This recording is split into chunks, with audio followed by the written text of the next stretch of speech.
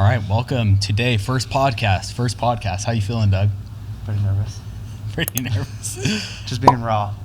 You know, it's just a funny concept because here we are, just two guys in a room. I don't know if anyone's really going to watch this. Two guys in a studio. Doug has to be right, dude. That's what we're going to learn quick. Are we doing this where we look at the camera, or are we looking at each other like we're just having a conversation and someone just happens to be watching? I think in the introduction, it's like, hey, welcome, this is the blah, blah, blah. Okay. Content Kings podcast. Welcome, episode 1. Welcome. We are kicking it off today, Doug. We don't have any guests yet, so it's just me and Doug. That. We have guests. It's just we wanted to grace you guys with our presence first. Fake it till you make it. I love that, Doug. I love that. Exactly. So today we are going to get into Doug's story because Doug, as I like to tell people, is kind of a force of nature. And, he's got a lot of qualities that make Doug. And just a relentless pursuit for success. I'm excited to see how good you are at interviewing.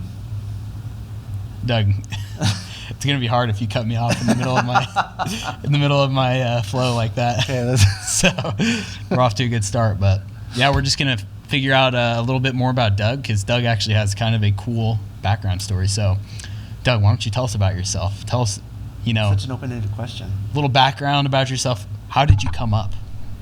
Let me do that again. How did you come up? Oh, it's just. Can I just take this off, dude? Do I need this? I don't even need this crap. Take it off. It's like stick it behind you right here. Yeah, let's put it down. Tell us about yourself, Doug. How'd you come up? Okay. I'm gonna try and interpret what you mean by come up. It's kind of like a street term, I've heard. I came up in these streets is how I heard it. But let me change this to match kind of your vernacular a little bit better. Tell us about your upbringing, Doug. There you go. That makes a little bit more sense to me.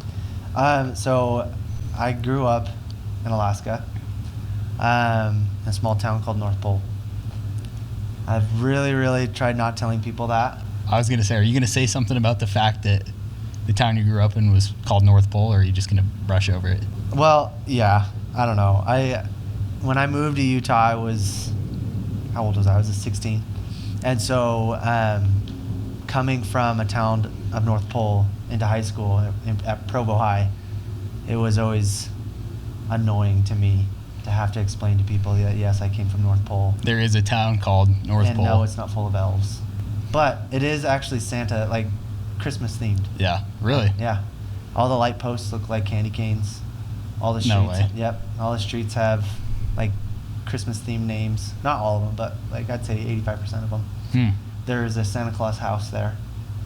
Is it just like part of the community owns it, the city owns it, or like a company I don't or know, something? Actually, I think it was privately owned because it's like an RV park. But they have like reindeer and they have a gift shop with like tons of toys and a Santa that wow, I feel like was drunk half the time. But that's just Alaska for you, so yeah, not much to do there, right? There's a lot to do there. Oh, just maybe not the best things to do. I see. I don't know. Maybe we should edit that out. Let's not edit. Let's go raw, dude. Let's just. No, Alaska's awesome. It was a great place to grow up. Summers are great because the sun never goes down, so you could stay out till 11 o'clock and it'd be like dusk. Winters sucked because they were 9-10 months long. Dang. And what were you guys doing out there? Was your dad? My dad was in the military. Okay. So he started in Hawaii and then got transferred to Fairbanks. It's quite the contrast. Army base there. Yeah. Sunny beaches of Hawaii to I know. Frozen wasteland. I'm kind of bummed that that he didn't get to stay there and I wasn't born there. But whatever. How many siblings do you have? I'm the youngest of 8. Wow. Yeah. And the biggest of them, right? That is actually true. I am the biggest of them all. Doug is too big for this world, honestly. Just if my siblings are listening, I could physically dominate you if I needed to. So I would like to say the same to my siblings. Just want to tack that on. But it's not true. I'm pretty sure I could dominate all of Doug's siblings as well, physically. What about me? You'd be the easiest one of all, dude. Okay. Yeah, you got me there. So how did you guys go? Was it military then, the reason that you came to Provo as well? No. So by the time I was a sophomore in high school, my parents were really tired of being in Alaska. Mm. And so after like nearing the end of my sophomore year, my parents came to me and they said, "Hey Doug, like how would you feel if we moved after your sophomore year to Utah?" Because all my siblings, they'd come down here to go to college to BYU and BYU, Idaho, so close to Utah. And so I sat and thought about it for a second. I was like, yeah, I think I'd be okay with that. My mom was like, okay, good, because we're moving. And I was like, all right, well, looks like I didn't really have an option. Yeah. But I'm glad that I was agreed with it. Yeah. So yeah, that's why we moved. And then so we moved to Provo first and lived there for about probably about 6 or 7 months. And then from there we moved out to Payson because we were just renting a house in Provo, and then we found a house to buy in Payson. Nice. And so but I was already going to Provo High. And so we'd go from Payson to Provo High, which is like a 25-minute drive. And when you say we, it's like you and your... Because my mom worked in Provo as well at the bank there. Gotcha. So some good quality time every day. Oh, yeah. Are you probably the closest with your mom of all your siblings? We can edit this out, by the way. You don't want your siblings we should probably edit this whole section out. But I would probably say yes. And she may or may not agree. I'll leave that for my siblings to... I don't think parents will ever admit that they have a favorite, even though they all do. You know? Totally do. So I don't, though. I've got 3 little boys, and I don't have a favorite. Dude, I think my son will always be my favorite. But like, all his siblings that come after, it won't matter. It's like, just another kid. Yeah, exactly. The first one's the most special, but sweet. So, let's skip about 10, 20 years to where you met your wife and got married and stuff, because that's, in my mind at least. Really 10 years after high school? Guess so, huh? Pretty close, right? Yeah, it was about 8. Yeah. Okay. Because that's like in my mind where, we're kind of finding ourselves doing different things, bebopping around. But then once you get married, especially here in Utah, it's like, it's go time. You got to provide and stuff. Yep. Yeah, dude. So, I didn't get married until I was like 25, 26, which is like a big no-no in Utah. Yeah. Like, it's pretty late for Utah culture. It is. What did they say that like if you're 25 and unmarried, you're a menace to society? At least that's what I've heard. I never heard that before. There's a quote. Steve Young says that on there's a movie called The Singles Ward. This is super cultural, like very Utah thing, but he's Steve Young. Obviously, he didn't get married until I think it was like 26 or 27 or something like that. Steve Young, the football player, right? Yeah. And he was acting in this movie, and he was talking to a bunch of singles, and he said, if you're 25 and unmarried, you're a menace to society. And the big joke was that he was unmarried at like 26 or 27. So anyway, random fact. So anyway, I didn't get married until I think I was 26. And my wife was, maybe it was 25, because she was like 22. She was just off her mission for the church. So. What is a mission, Doug? What is a mission? Okay, we're going to dive into that. So a mission is, here in Utah, obviously, major religion here is the Church of Jesus Christ of Latter-day Saints. And formerly known as the Mormons. Yeah, you could say formerly. I don't really say formally. What would you say? Because they're still known as that. Yeah, but, I mean, technically, if we're doing what we're supposed to, it's like you won't, it's formally. Well, now everyone's going to use it because you just put that out there. I don't think this is going to be the reason that happens. I'm just kidding. Anyway, so yes, we both served missions for the church where you go out for a year and a half to 2 years, sometimes within our own country, other times without the country. I served in Ecuador, she served in Brazil. And so she got home from her mission, and then like a month later we started dating, and then within a year we were married. So wow. Yeah. I was ready. She was a little nervous. I was 25, 26, and I was done with dating. So, you're done being a menace to society. Done being a menace to society. Dang. So we got married. I tried doing the door-to-door thing for like 2 years. And it was all right. I wasn't the best at it. Selling alarms, pests? Alarms, yeah. Alarms, that's right. Alarms are tough, but there's people out there that are really good at it. I'm not one of those people. Just because I hate walking around in the hot sun. But kudos to those people that kill it. Is that all it was for you, Doug? It's just... It was hot, dude. I was in North Carolina. So if it was cool, you think you would have... I probably would have done a lot better, honestly. Wow. There's a lot of mindset when it comes to like weather. Yeah, that's just, like, true. Walking around in the It's already hard enough to knock doors, and those extra little things can wear you down. So there's some people like I have a brother-in-law. He works for one of the I don't know if I can say it. Can I say it? Yeah, you can say it. Okay. I don't know. He works for Vivint, and he's really good at what he does. Like he's a manager. He's absolutely killing it out in Chicago. He's been doing it for like 4 or 5 years now. Super good at it. But that wasn't me. And so it was an interesting situation because I was in my second year of knocking doors, and I came back to Utah because we were in North Carolina. Came back to Utah to get married, and then me and my wife drove back out to North Carolina to finish out the summer. And she had recently gotten a scholarship to go and play volleyball down in Laredo, Texas, which is like right on the border. I mean, some of our dates were literally like driving to the Rio Grande and watching migrants try to swim across the Rio Grande, and then ICE coming in and picking them up and taking them back to the other side of the border. Really? Yeah. Would you guys be cheering him on, or were you kind of cheering ICE on? There's some people that were like, no, he deserved it. He worked hard for that. Yeah. But, But ICE always got him. He always got him. They come in on their fan boat, mask up. It was like watching like what's that like Call of Duty, like Ghost Recon. They all had like these like bandana things on with like the skull mask thing on, and they'd come and pick them up and just throw them back. Then they would all cuss at them in Spanish, throw beer cans at them and whatnot. It was The Mexicans would cuss at them. Yeah. Oh wow. Yeah. It was fun. Anyway, so you said this is in Laredo? Yeah. I used to live in Laredo, dude. You did? Yeah. When? For like 6 months when I was like 2 years old. What were you doing down there? My dad worked for some business called like DSL or something like that. But Oh, was it like a trucking company? I think so. It was something to do with logistics. Yeah. But cool. It's a pretty quaint little town, dude. You could say that. Yeah. It's a great town. Great city. Yeah. Yeah, all our Laredo fans out there, dude. We love Laredo. We love it. No, honestly though, so what happened was she went down to, and this is like the craziest story ever. So she went down to Laredo while I was still knocking, and things just weren't going great. So finally, my managers called me in, and they're like, hey, like things you're not doing very great. So it was kind of a gut punch, right? Because I was like, I'm trying, but just was not good at it. So they said, you're newly married, go be with your wife. And so I called Emily and I was like, hey, like, basically just got let go. They said I could stay if I wanted to, but they said it probably was just not worth it. And so I was like, I'm coming to Laredo. And she was like, oh, okay. And the hard thing was that she was on scholarship and she was staying in a dorm with a bunch of other girls, right? Right. And part of her scholarship was like that was all taken care of for her. And so the original plan was I was going to go with my buddy who was also a manager and open up an office down in Houston. And so we were just going to be in Texas.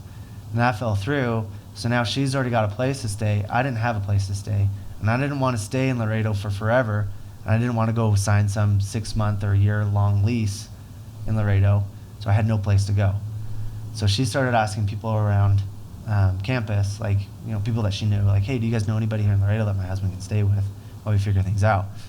And I don't think anybody's supposed to know this, but her assistant coach at the time, who was the assistant volleyball coach but also a coach for softball, they were like, hey, he can stay with us, but we have to keep us on the hush-hush, right? Because he can't show favoritism to any of the players. Right? So she says, hey, like the volleyball / softball coach said that you can stay with them. The thing is that they're 2 lesbians, right? So we're newly married. I just got to go with my job. My wife is staying in a dorm with a bunch of other girls, and I'm living with two lesbians. Not ideal circumstances. Like, that's not what many people imagine. Yeah, dude, it was insane, and I'm super grateful for their willingness to just like open their doors and basically let me mooch off of them, because it was desperately needed at that time. Right. And it was like 3 or 4 months. Like I stayed with them for a little bit, and then we ended up moving into a house together. We were staying in the spare bedroom of someone else within our church. They said, hey, you guys can live with us. We have an extra bedroom. And that was a whole experience in and of itself. But again, we were super grateful for their hospitality and letting us stay there. But they only spoke Spanish. I speak Spanish. Her coaches? No. The other family that let us move in together there, because she couldn't have moved in with me when I was with the coaches because, again, they can't. Just too many lines crossed. Yeah. It was so funny because they would text Emily or they would text me, mostly me, and they would say like, "Hey, just so you know, we're going to bed at 9 p.m." So that I could text Emily and say, "Hey, they're going to bed at 9 p.m. so you can sneak over. You can come over." So I had to like sneak my wife into my own room. It's like we were still dating. They're kind of those two are kind of homies though, huh? Yeah, they are. They're super awesome. So yeah, that whole like 4 months was just an experience of trying to figure out what I wanted to do with my life. And we ended up I would go and mow people's lawns.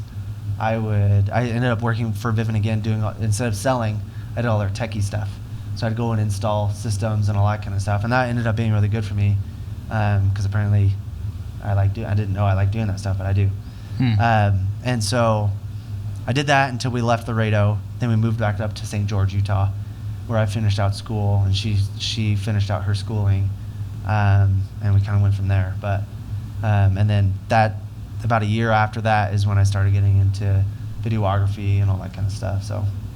Yeah, sorry, that was really long-winded. No, that's your guys' whole life right there, condensed into 10 minutes, so 5 minutes or so. Yeah, probably only like 5 minutes. Yeah, more like 10. But so tell us about the transition to videography, because we're both videographers ourselves, and pretty much every videographer has a story of how they got into it.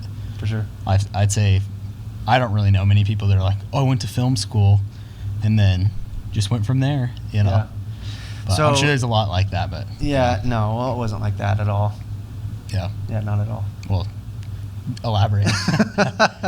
So basically, the way that it happened. So I started after I graduated. I got my degree in business administration, and it took me so I graduated in 2009, and this was in the December of 2018. That finally got my degree. So you graduated from high school 2009. Yeah. Then 9 years later, you got your degree. I can probably say I got my bachelor's degree after 9 years. Doug doesn't quit. Yeah. It's kind of like that scene in Tommy Boy. Which one? Where he meets, what's David Spade's character's name? I can't remember the character. I can't remember. But he's like, he comes back in, David's picking him up, and he's like, yeah, man, a lot of people go to school for 9 years. And David says, yeah, they're called doctors. That's what I felt like. I was like, I should be have my PhD by now. Right. I just barely got my bachelor's in business administration. And honestly, it was all just because I'd already started my degree, and I got into it because I started playing football in college. And what position did you play? Wide receiver. Really? Yeah, wide receiver. And tight end. Were you pretty good? I was all right. I never scored any touchdowns or anything like that, so I have no claim to fame there. Okay. But I just enjoyed football. That's why I wanted to go play in college. But that's why I got into college in the first place. And then I was like, well, I'm in debt with student loans, so I might as well finish this stupid thing out. And then went and got my degree, and then started working for the county in St. George. I did all their sports and adventure marketing. So I dealt a lot with Ironman and all the 4x4 Jeep rallies they hold down there, and all the races and that kind of stuff. And so were you using cameras and stuff? Were you kind of doing videography stuff for their marketing? No, not really. So they had a bunch of camera gear just laying around the office. And this is 2018 at this point? 2018, yeah. Okay. So I started working for them before I even graduated. Yeah. And they had a bunch of camera gear just laying around the office. They had these one really cool DJI came up with this one drone I don't think they make anymore. What the heck is it called? It's one that almost looks like a spider. It's super big. Okay. And when you take off, the legs kind of fold up so that I can't remember what it's called. Maybe we'll drop an image in the middle of this so people. I'm sure we will. Yeah. But anyway, so I just started tinkering with all that kind of stuff and learning how to use all the cameras that they had there, because there were some images, some pictures, and videos that we needed for marketing purposes that nobody else really knew how to use. So I just went and started teaching myself.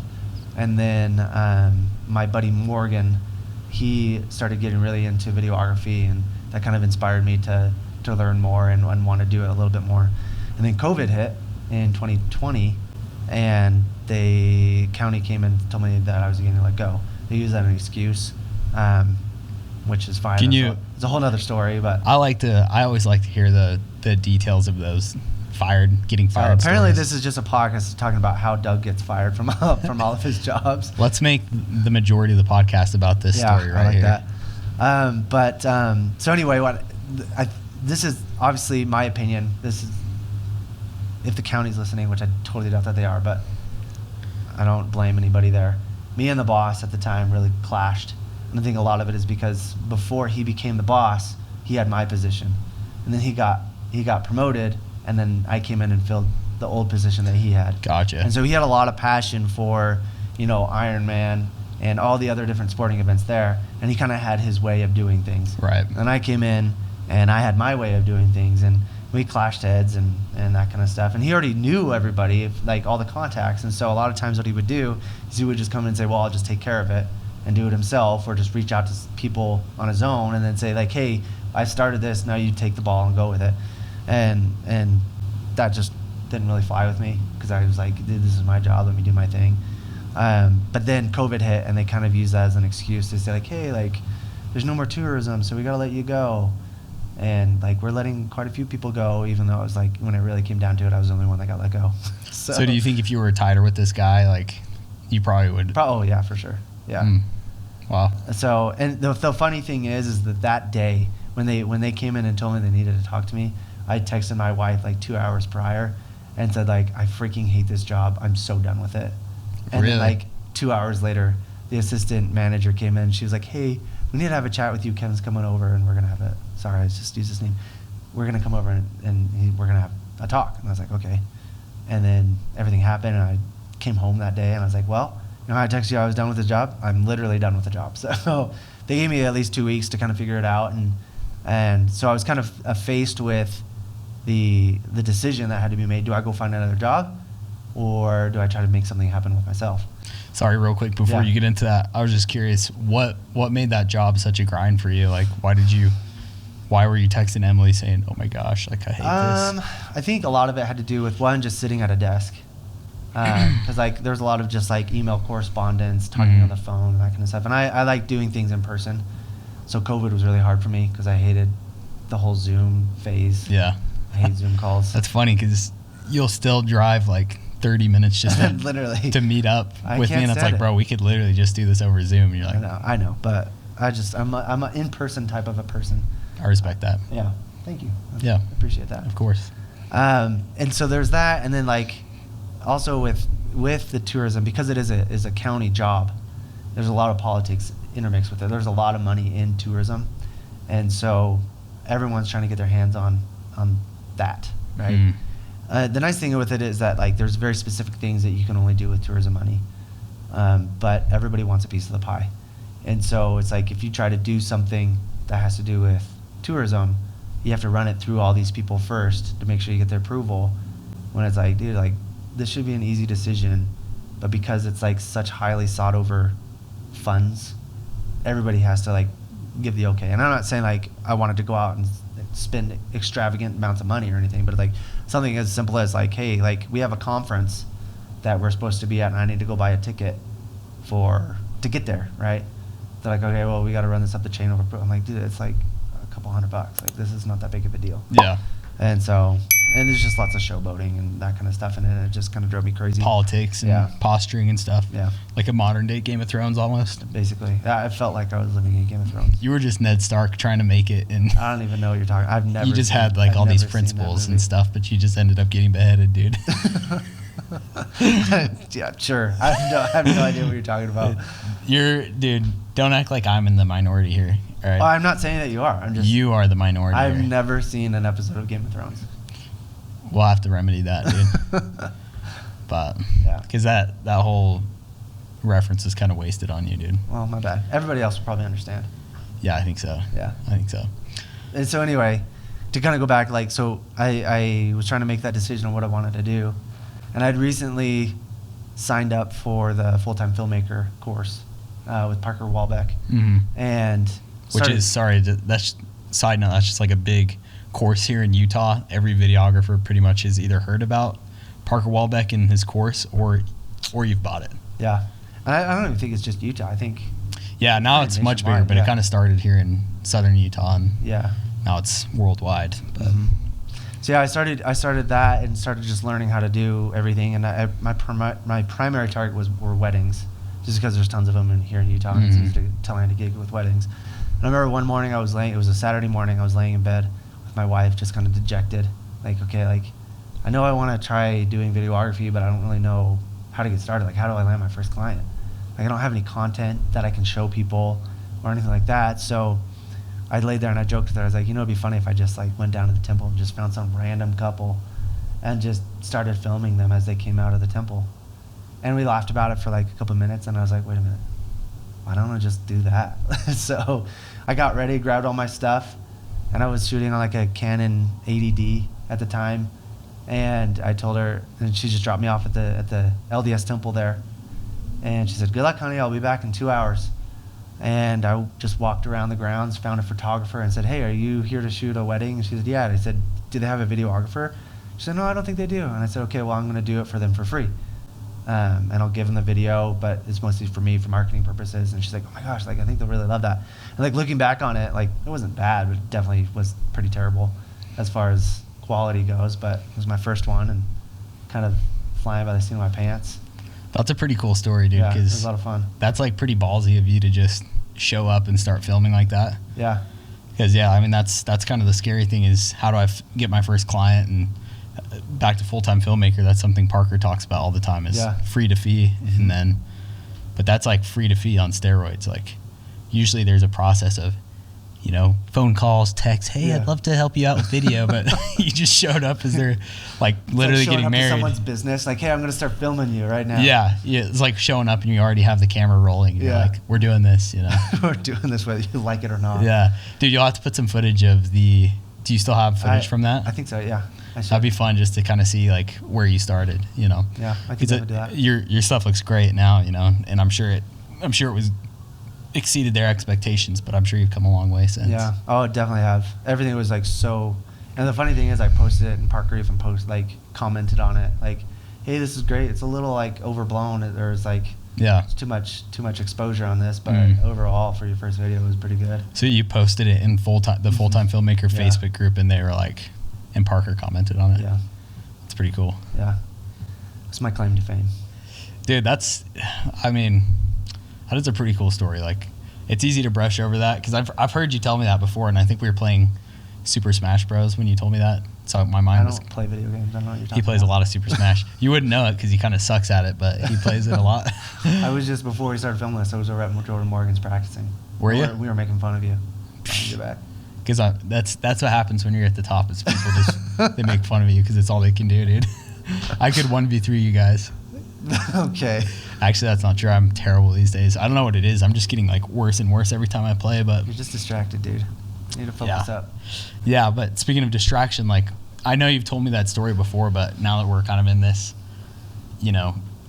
uninterrupted environment, just you and me in this room, we're just talking. Yeah. Like, it's kind of it's crazy to put myself in your shoes and just show up somewhere and do it. Like, I had a much more fluid introduction, someone that kind of introduced me and took me with them. And how did it happen with you, or do you want to wait until we interview you? Either way, I mean, we can probably wait. It's not as cool as that. Literally, just I had interest, and somebody was like, "Hey, man, come with me and help me film." And so that's what I did. He gave me a camera, and I just shouted him. He helped me with settings, things like that. So, but he was also a member of Full-Time Filmmaker. He's the one that told me to buy it. So, it's a good way to start. It's a great community. Shout out to Full-Time Filmmaker. Shout out to Parker Walbeck. For sure. So, yeah. Crickets. No, this is where editing comes in, dude. We don't edit this show. We edit the show, dude. We edit the show. So you film this wedding, like, describe your feelings coming. Wait, did you just film the temple exit? Because hold on, real quick. Mormon weddings are a little different than your traditional non-Mormon wedding. So Mormons, it's all the same. You'll go to the temple, you get married inside, and then you come outside, and everyone's waiting, and they're all cheering and stuff, and you come out as a newly married couple. Yeah. And so if you're filming a Mormon wedding, you go film the temple part, and then typically in the evening you'll film the reception. So you're just replacing the ceremony with like the temple, and you don't really film inside, so it's a little easier if you ask me. But it is. But the flip side, the receptions kind of suck because people don't drink alcohol, so the dancing's more awkward. It's and so true. It's sad, but it's true. It's just, I've been to like Mexican weddings where they're just going ham on the cervezas and just cervezas. It's a good time, dude. Like, it's way more fun filming that than like my wedding would have been super boring to film. But dude, it's so funny though, because like I don't even know, it's like maybe it is just like a Utah culture thing, because to be honest, I mean, my wife's and I's, like, our reception was freaking bomb. Like, and I don't say that just because it was our wedding. Like, it was so much fun. Like, everyone was on the dance floor, dancing their hearts out. Like, it was just a lot of fun. And we didn't have alcohol. We just acted drunk anyway. Yeah. So, but like, I remember being at a wedding one time, and it was like an interracial wedding. So the groom side, they're all white, and the bride side, they were all Latinos. And dude, I remember like just filming and then like looking across the crowd. There wasn't a single Latino on their chair. They're all on the dance floor dancing. And then like you get to like the groom side, and it's just a bunch of like white people just sitting there staring at the dance. That is so funny, dude. It's so funny, dude. Dude, that is hilarious that you mentioned that, because my cousin just got married to, her husband is Mexican, she's white, and that's how it was. All my family is just sitting there going, oh my goodness, I didn't think there was going to be alcohol at this wedding. And then on the other side, everyone's like dancing and having a good time. So. But I think it wasn't even alcohol, because they were both LDS. Oh yeah. And so, but a lot of it is just like a cultural thing. And it makes me laugh because like I remember one time, and we're kind of getting off topic, but I was at a wedding and I was standing next to a photographer, and like what song is it that they like everyone gets in a line, not like the line dance country one, but like the rappy one that like they kind of rap the moves to do while you're dancing. And I said, man, to the left, to the right this time, to the back, y'all, like that type thing, right? I was like, dude, the only reason why this song was ever successful is because of Utah. Like, I feel like no other state has to have the songs literally tell them what to do in order to dance. Right. It would be it would be in a graveyard somewhere, forgotten songs. Yeah. That's funny. But anyway. So so you go film this wedding, and tell us how like the couple responded, like because there had to be a point where they come out of the temple and they see this guy filming them. They're like, whoa, what's honestly, going on? If I hadn't said anything, they probably wouldn't even noticed. Just like assumed you were with the photographer. Yeah. Okay. And so I just told them, I was like, hey, just so you know, I'm making you a wedding video. And they were like super shocked and surprised and excited about it. And I sent them the video, and they were super grateful, but that was about the extent of it.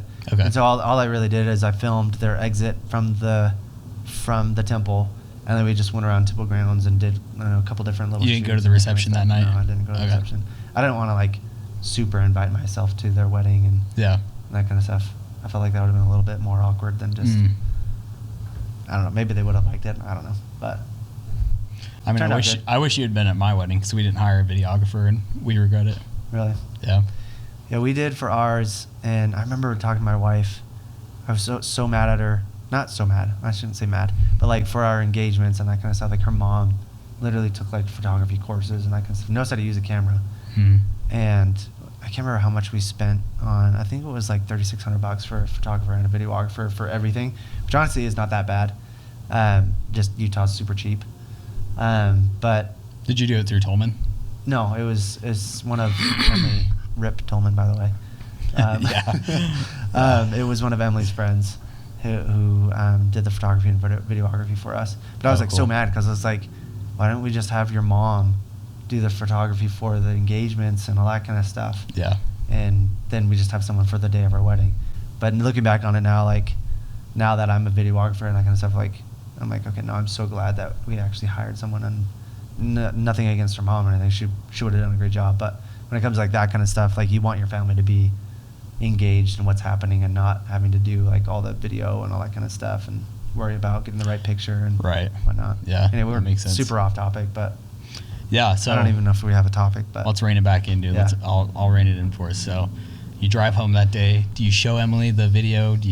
Well, it was like are y'all excited while you're editing it? You know, like, I mean, people who are videographers or photographers or whatever, you know, will understand the excitement. Like when you start something new or do a new project, right? You don't want to stop until it's done. Right. And so I stayed up all night that night working on that video and got it done. And again, I probably could have spent more time on it, but like I was so excited that I'd actually filmed something and finished the edit for the first time in my entire life that it was like the best thing ever. And like, I don't know. It was so that was literally the first video you had fully shot and produced yourself. Yep. And this is after you've already been fired from your other job. Yeah. So this is like your first step into entrepreneurship. Yeah. So at that point, after you finished the video and sent it off, did you know like, okay, this is what I'm doing? Or was there still a big party that's like, maybe I should go apply? So that's the funny thing is that like from that point on, I was basically like, no, I'm doing this. Like I'm going to make this work. And I used that video to create ads to start getting more leads for other weddings and that kind of stuff. And started, you know, the whole process of trying to get more clients. And I did pretty good my first year. Second year I did all right. And then like so after doing basically just strictly weddings for like 2 years, I kind of got burnt down on them. Wait, sorry. Do. Hold on. I feel like you just, you know, fast forwarded over 2 years. Well, that's basically all I do. Well, tell us about the first year, dude, because that's pretty scary. Like, I don't know I've heard some statistic that like, sorry, I keep bumping this thing. That's okay. I heard some statistic. Such a man, you get two in the way. Yeah, I'm too bulky, dude. It's building season, you know. I got to cut soon. Build. I thought it was supposed to be like, what is it? Trimming For summer or whatever. Yeah. Yeah, I'm screwed this summer, dude. I'm gonna have to look good next summer. It's okay. You're newly dad. Yeah, exactly. That's how it works. Dad bod in full swing. But so the first year that you did it, like, how did that first year go? You said it was all right. Or it was whatever. all right. Like it was nothing spectacular. We were definitely pinching our pennies. Were you guys stressed? How was Emily? Did she like believe in the dream and stuff? I think she believed not in the dream necessarily, but she believed more in me. She's an amazing wife. Yeah. She has always been super supportive of my business ventures per se, and has like just supported me 100% in anything that I wanted to do. That's huge, dude, because it's like it's hard enough starting something and like. Yeah, you already have so much self-doubt in yourself. Yeah, like the doubt and the fear. Right? Yeah. Like freaking if I'm gonna be able to like provide for my family and like right before I got fired, we had just had our first son. Wow. And so we just had a newborn at the house. And just figuring something out for the first time in my life, and so that was super nerve-wracking. But sorry, pause right there. Come on, Logan. I just keep getting blown up, and I forgot to put my phone on silent. He's freaking popular. He's a popular guy. Yeah. Me and the in-laws, dude, just chatting it up. How cool is that? Gotta have friends somewhere. That's true. Yeah, the ones that count. Yeah, so no, it was super nerve-wracking, but it was super exciting to kind of see what I could do. But yeah, the first year, like I don't have numbers or anything like that for you, but no, it's fine. The most important thing is we made it happen. You made it, yeah. We made it through the year. It takes a lot of guts, dude. Yeah. Especially with like a brand new kid. But I remember the first time we met was I went to Morgan and Jordan's house. Yeah. And I was playing Smash, and you were over in the corner editing like a first look video. Oh, was that really? Yeah, and I was just like, because at that time I was starting to get into videography, but I was still working like a 9 to 5. Yeah. And I was just like, oh my gosh, dude, these guys are all studs. Like, look at that dude. He's literally just wheeling and dealing. On a show, dude. They said that you're coming over. It's like, I gotta get my laptop out. And you just were re-editing a video you'd already edited. There's no deadline on it. Yeah. Well, I just remember being impressed and thinking like, wow, dude, like this guy's just getting after it. Like he's doing it. He's living the life that I want to live. So that's sweet. You had a small part to play in. I'm glad I could inspire you. Yeah. The little that I have. Little. Is that a reference to? No. That is not. So dumb. You're so dumb. We gotta keep that in. We will. So yeah, and then like I said, the first like 2 years, 2.5 years, I was focused on weddings, and did weddings ever get like pretty tedious? Oh, dude. Onerous, or whatever the word is. Dude, they got to the point I was cursing every single time I had to go to even though they paid me And I was literally seeking out weddings. I was like, Yeah. I don't want to do this. Right. And a lot of it is just because, like with other shoots, like you have it planned out, you know exactly the shots that you need to get. For the most part, you can do that with weddings, but a lot of times your camera's just on and you're just looking for action. Right. And so you get home and you sit down and you put it all on your timeline for your editing, and it's like 3-4 hours of content that you got to trim down to like 5 minutes. Yeah. And it's just the worst. And so, and it's just the same thing over and over again. Like Right. every wedding, I'm sorry, brides that might be listening, but every wedding for a videographer is kind of the same. It's Like, true. Sorry, I don't mean to degrade your No. wedding or anything like that, but Every wedding is unique, but at the we same all time, have the same exact shots that we're looking for. Every And- cake is getting cut, you Yep. know. Every garter's getting gnawed off the thigh and Yeah. shot into the crowd. Exactly. And everyone's dancing with their dad, Yeah. you know. Tears of joy. Tears of joy, yeah. But so then I kind of transitioned. I actually, for a short time, started working for a guy doing all of his social media content. I did his podcast. I did his, like, I was a social media manager, like, did all that kind of stuff. Name where it didn't happen. I'm not saying names on here. I'm not saying names on here. It was. Tell us how that relationship ended, dude. It was just a big ball of fire. A big It was bad, dude. Yeah. So this individual, like, honestly, he's super cool. Like, he's really good at telling stories, really good at making people laugh. Yeah. And has a good vision. That's the thing, is that it's a vision. And a lot of times his vision goes down the tubes, and when that happens, he packs up and leaves and doesn't tell anybody that he's not coming back to Utah. And has a Just bunch heads of for the hills, huh? heads for the Everglades, actually. To Florida. Yeah. You're kind of getting closer to revealing I'm not saying its names. identity, dude. So anyway, you know, things ended not great. How did they end? Didn't finish getting paid what I was owed. Yeah, and then what'd you do to kind of get yours? I mean, it really wasn't even that big of a deal. Yeah, but it's pretty ballsy, dude. I mean, And that's really what I'm trying to get out of you. It's just, in my mind, you're just a ballsy guy who just kind of does ridiculous things sometimes, but you kind of have to look at it and go, wow, props to Doug for doing that, you know? so I may or may not have, because of course I was in charge of all the social media. So on my way out, I posted as him, which I guess you could, I'm not going to say any legal things because I don't want him to come back and sue me, because he did threaten to do that.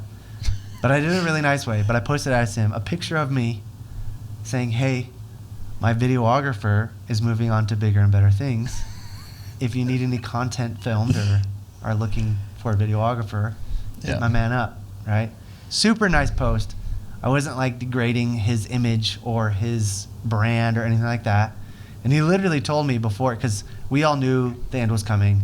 We just didn't know it was going to happen like that. And he literally pulled me into his office and said, like, hey, dude, like, I'll do all these things for you. Like, on our way out, I'll, like, spread your name. I'll make a post about you. Well, when it all came down to it, I was like, well, he's not going to do it, and I still have access to his account, so I'll just do it for him. And Just a good employee to the end, dude. yeah.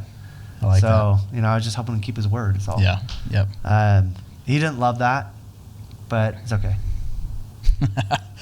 Yeah, I that was pretty wild when you told us. I was like, dang, dude. It was pretty intense. I still have all the text messages between him and I that day. We'll go ahead and put them on display right Yeah, here. I'll scroll through and do a screen share. Yeah, you should, dude. But yeah, it was fun. Dang, that's crazy. That's a crazy story, dude. But yeah, so then ever since then, I kind of shifted my mindset to the content that I was creating. I went from doing mostly weddings to helping businesses and individuals, entrepreneurs, create social media content. Yeah. To help kind of build their brand online, and which was working really well at first. I was getting lots of clients and probably had some like the best months that I've ever had, and I thought I was like living on top of the world. Then I kind of had reality smack me in the face, and I realized that it's great because what I would do is I'd say, hey, let's get together, me and you, like once or twice a month, and we'll just film a bunch of content, and I'll get all that, and, you know, turn it into reels, TikToks, or whatever you want to call it, right? And just hand that to you, and you'll have a month's worth of content at a time. You don't have to try and sit there and think about what am I going to film today or whatever, right? And so like that worked for a little bit, but then I started realizing, okay, if I'm handing over all this content to this person, they're not going to really know what to do with it. And that actually was what happened. Is people were using these videos that were really well-made videos because I'm awesome at editing. Just kidding, I'm not. He's good. You're good, dude. But they don't know what to do with those videos because entrepreneurs and small businesses, they don't have like a social media manager or just a marketing department or anything like that, right? Right. And so once I hand them all this content, they got to figure out what to do with it. And so they'll post it and nothing will happen with it. And then that comes back on me.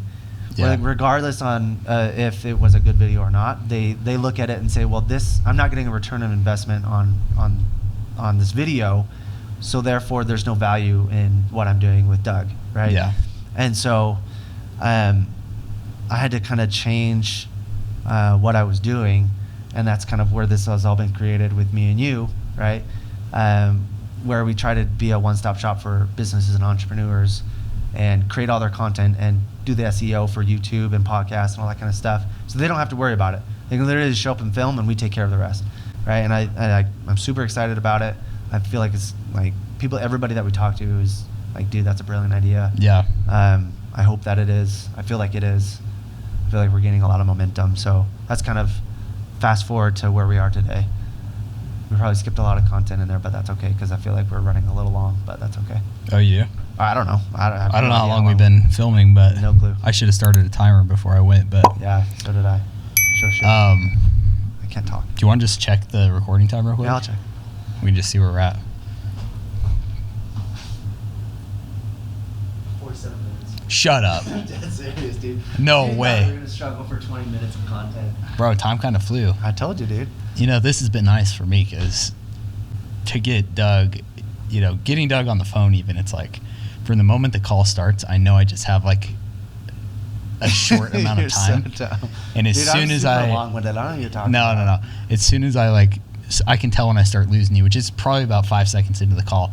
So I have to kind of structure my phone calls or conversations with Doug with a strong hook and then some sort of Using marketing tactics. Yeah, exactly. And then I have to have, a story that keeps him engaged and then some sort of offer call to action. But as soon as we reach the end of that loop, Doug's on. Because you're working, dude. You're just a grinder, dude. You're a workhorse. But I'm present when I need to be. Like right now. Yeah. You've been very whenever present. I'm on the phone with you. That's true. Yeah. He's very present. Present father, present husband, present business partner.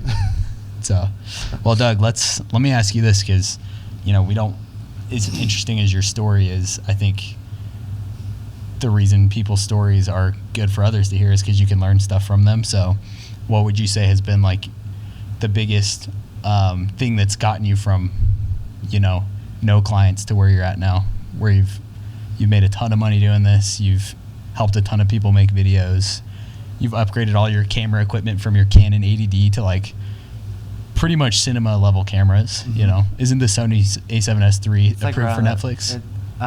It's actually not. Oh, really? I thought that it was, but I did a little bit of research. A7S III has not been approved, even though the reason is, this is getting like super techie, and I'm not a techie person, but this is just what the article said that I read, is because of the bit rate. The color spectrum isn't to snuff. Interesting. Yeah. Wow. But maybe someday I'll get there. Yeah. Or not. I still think you could probably make a Netflix style movie or film with the A7S III. Yeah. And present it to them, and they probably wouldn't even be able to tell. But dude, I've watched some garbage color graded movies, and maybe it's just the style, but I don't know if you saw that one with Rebel Wilson where she goes into a coma and then wakes up 20 years later and thinks she's still like a young high school cheerleader. Bro, the whole movie, even my wife, who isn't like, super big into film or anything, she's like, the colors just look so weird. And maybe it's just the style they were going for, but it just looked like someone had slapped a cheap color LUT on it. Yeah. And just was like, all right, push it out, dude. Netflix doesn't care. Let's get this done. Yeah. But anyway, so yeah, give me like let's say you're going back and you're talking to Doug. No, I'll ask you that in a second. Okay. So yeah, what kind of helped you get from no clients to where you're at now? I think the biggest thing is like networking. Okay. I used to hate like talking to people, but like when I started working with, oh dang it, I'm gonna bleep that out. Just rewind. When you started working when I started working with a certain individual, and he would do networking events, right? And it taught me that there is a lot of power in just getting to know people. And it's not even that necessarily you're trying to get business out of them, but you're just getting to know who they are, what they do, and see if there's any way you can add value to what they're already doing. Right. Shooting for like helping each other, right? That's like the best situation. And so ever since that, I've really like enjoyed being able to just go and talk to people and understand what they do, and see if there's anything that they're doing that I can apply to what I'm already doing. And then a lot of times what ends up happening is we learn about each other, and then we use each other for different types of services, whether it's, you know, me making an ad for them or them helping me, coaching me in business or whatever it may be. So that's probably what I would say is networking. Network is, you know, if you're early on in your career, start networking now and don't wait. Don't be nervous about it. You know, it's funny. You and I went to an event one time. Yeah. Pretty recently. And in this building. Yeah, in this building. And I could tell I was nervous because it's just always nervous approaching people that you don't know. Yeah. Right, to begin with. But once you get started, it's like really not that big of a deal. And we actually had people just come up to us, and it was funny. There was some lady who walked up to us and was like, "Hey, are you guys partners?" Yeah. You're like, we're like business partners. Yeah. Right, but like, there's always this like nerve-wracking feeling about going and talking to somebody for the first time. But like when you go to a networking event, that's literally what you're there for, and so people are like expecting it. So yeah, that night I was scared shitless, as they say in Utah, dude. I was like a scared puppy at Doug's side. I was like, man, I was so out of my element, and so that's definitely something that I need to get better at as well. So I'm glad that you're stronger on that side. You know, yeah, I was scared, but yeah, props to you. You did well that night. He even went up to is it John Pennington? John Pennington, yeah. Big dog in Utah, John Pennington, private jet, you know, just one of the top dogs, I'd say. And so good for you, dude. Does he have a private jet? Pretty sure. I mean, he probably has enough money to have one. He's a big time fund manager, or ex-fund manager, so he's got a lot of money. Yeah, I think he does. I thought he mentioned that, but I can't remember. Might, yeah. Not to put you on the spot or anything. Yeah, no, you're a contrarian, dude. You like to find things to disagree about. I do. And I love that about you. Because I love arguing. Yeah. You're great at debating. So I appreciate that. That's now yes, it is. Let me ask you this. If you could go back to young 2018 fresh-faced Doug that's just been fired as your current self and give that Doug some advice, what would you tell him? I would probably say like go all in. Like at the time, like obviously I was committed to what I was doing, but I was also super scared and super nervous and didn't do everything that I knew I needed to do in order to run a successful business. And I'm still trying to figure that out, right? Like what that really means and what that looks like. And it wasn't until just recently that, like, you know, I believe a lot in prayer and personal revelation and that kind of stuff, that I kind of had that. It was probably a month and a half ago. I was trying to figure out what I would like. I was kind of in a transition period of my life, and I feel like I have a lot of those in my life, but because I was literally contemplating like going and getting a job, and I actually had a couple job offers, and so I was, you know, going to our Heavenly Father in prayer, not to get religious on you guys, and I got the response like, I don't really care what you do, but just do it at 100%, right? Like stop half butting it. Am I allowed to cuss on this podcast? If you feel so inclined, Doug. Stop half-assing it, right? Whoa, okay, we're bleeping that out. Stop half-assing it and actually do it. Obviously, Heavenly Father did not say that, but that's just how I talk. And yeah. So it sounds so bad. But anyway, do it at 100%, right? Yeah. And be committed to committed to whatever decision that you make to do, right? And so that's probably what I would say is, if I went back to myself, 2018, I would say, dude, just go all in. Stop holding back and just commit to it and be happy with where you're at and get after it. So you felt like you weren't fully committing, like what was kind of holding you back from committing? I think just like they were really small things. You know, probably biggest thing was, again, the networking thing, like just talking to people, right? You were just almost hoping that like the clients would just come. Yeah. And a lot of times they did, because like I had like friends, I had relatives that would be like, hey, like I know a guy who does video, and they would introduce me, and I would rely on that to get business. But it wasn't until I finally started like talking to people and getting out of my comfort zone and being like, you know, like I run a legitimate business, and this is what I do, that like business actually started coming a little bit more easy. Yeah. And it's still something that I'm figuring out again. Like, I'm not perfect and still have a long way to go. I have not made anywhere close to what I want to make.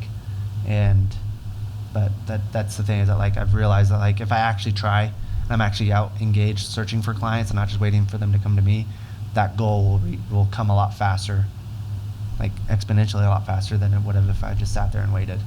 Dang. That's something that, I think it's good for everybody to hear, including myself. What is like a quote that you think back on sometimes that's like inspired you? Oh, geez. Obviously, it doesn't have to be perfect, but paraphrase. What that's inspired me. There was one that I just heard the other day. I can't remember what book it was. I'll paraphrase it and maybe we'll drop it in the link, or I'll throw it up on the screen when I edit it. But it was, what was it? Dang it. I actually have it. I have it in my text. Let me read it. Because I was texting somebody else about it, and they sent me the whole quote because I heard only one portion of it. Here it is right here. It says, "Make no little plans. They have no magic to stir men's blood." Whoa, by say David. Say that again, sorry. "Make no little plans. They have no magic to stir men's blood." By David Burnham. I had actually originally heard it was they have no magic to stir men's souls. But I was corrected. It's actually blood. But Blood sounds kind of cooler. Like, it sounds cooler to me to hear that. With blood or souls? Blood. Yeah, me too. Yeah. It's better that way. Yeah. But I love that, because when I heard it at the time, they were talking about having a vision, right? You have to have a vision, and to shoot for, make a plan for that vision, and then you carry out on that plan, right? To get to that vision, right? Or to make that vision a reality. And during that speech, he used that quote, that if we don't have, what was the quote again? I can't even remember. The one you just quoted. Yeah, the one that I just quoted. Make no little plans, right? Yeah. Because they have no magic to stir men's blood or souls, is how I heard it originally.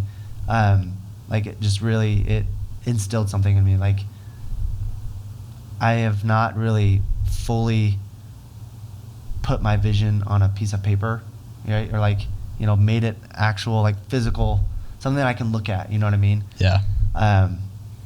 And I think that's the reason why I've procrastinated for so long.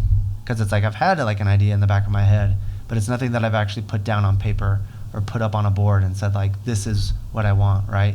And so I'd obviously, right now what we do is we quote unquote rent out a studio, but my vision is to build something like an awesome studio. Your own studio. Yeah, my own studio, where it's almost like a hangout, right?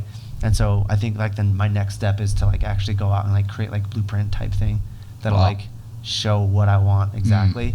So it can feel real to you. And and so I have something that I'm like shooting for, something that I'm working for, and not just like an idea in my head. Like, no, like this is already real. I'm just taking the steps to get there, type of a thing. You know what I mean? Dang. Yeah. And then maybe we can end on this question. This doesn't have to be our ending question for every guest, but what is like a weakness that you're working on right now? Probably distraction. What distracts you? So Is South Park, dude? No, that's not South Park. I haven't watched that in a while. Good for you. People aren't supposed to know that I watched that. My wife's supposed to know. He's a, what are you, first counselor, second counselor? Stop That's like exposing being me. part of the clergy in the Mormon church, and nobody's perfect, okay? He's at home Nobody's watching perfect. South Park, dude. I'm there too, though. I watch that. Sometimes I feed my baby and watch South Park. And Did you cover his ears? No, dude. Once he can understand language, I'll stop watching South Park. He can't understand. He understands what's happening. First off, no one can understand Eric Cartman with his accent unless you're used to it, Anyways. Too good. Sorry. So distraction. No, so I have a real problem with like not being able to sit in silence. Like I have to have some kind of background noise at all times. And so one of my goals this week, and you can verify with my wife, this is literally something we talked about in our weekly planning session. Well, you guys do weekly planning? Yeah, every Sunday night. Nice. I said my goal this week is every day for 15 minutes a day is just to sit in complete silence. Just to start getting used to just being able to like sit down and work. Because what I'll do is when I'm editing, and I don't have to listen to like the audio of the edit that I'm doing, I'll turn on music, I'll turn on a show, and then I'll edit for like 15 minutes, and then I'll find myself like staring at the screen, like at whatever I'm watching. Yeah. And I know I'd be able to get so much more done if I just turn that stupid crap off and focus on what I'm doing. But dude, that is so funny you mentioned that, because This month is pretty crazy because I've got this one client who we're launching a course at the end. I say he is. I'm just editing the videos, but I just can't edit it without having a show on. And so I started like before lunch, I'll edit in silence with just that, just to see if it makes it go faster. And then after lunch, in the slow hours of the day, I turn the show back on. But I'm also like trying to cut out that distraction because it's so hard not to have something like fun and mindless going, Yeah, But it's tough. I should just like bring like a white noise machine in or something like that. Maybe that'll just grab my young infant son's white noise machine from his room. There you go. Downstairs. Just in the middle of his nap. Like, sorry, Daddy needs need this. That's good, dude. That's inspiring to hear because, I think especially in the world we live in now, even on the way over, it's like I couldn't fathom sitting in the car in silence while I drive over because I turn on a podcast. Every day. And hopefully this podcast is don't that for don't follow people. that. Yeah, don't follow that with this. This podcast should be on at all times. Yeah, because this allows you to both, get that silence and meditation that your brain needs, but also entertainment. You know? So we can cut that part out, dude. I don't care. But this has been great, dude. Yeah. I feel like I know you better.